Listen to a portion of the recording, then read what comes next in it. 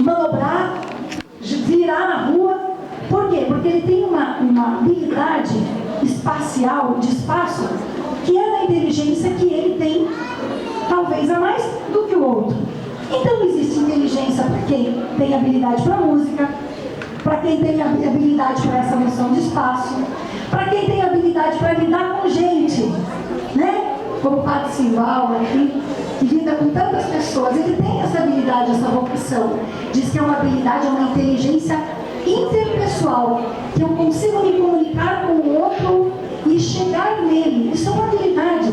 Então veja, são várias habilidades que as pessoas têm e cada um nasce com a sua. O negócio é a gente descobrir. Por quê? Porque se a gente não investigar e não experimentar, a gente nunca vai descobrir as habilidades que nós temos. Por isso que é importante vocês, pais, que estão trazendo seus filhos para aprender uma música, para experimentar um instrumento, para cantar, porque vocês estão dando a chance deles se experimentarem nessa inteligência, que é uma delas, que é a inteligência musical.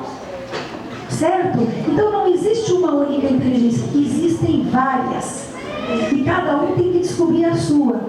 E nós podemos desenvolver, que é o mais fantástico, qualquer uma delas. Basta querer e a gente se comprometer com isso. Certo?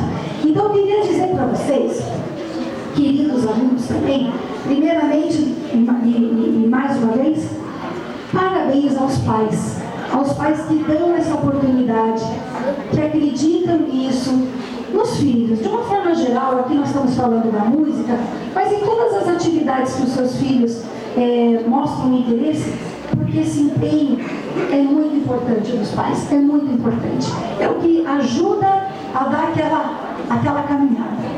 E as crianças, né, que estão aqui, existe um empenho também, né?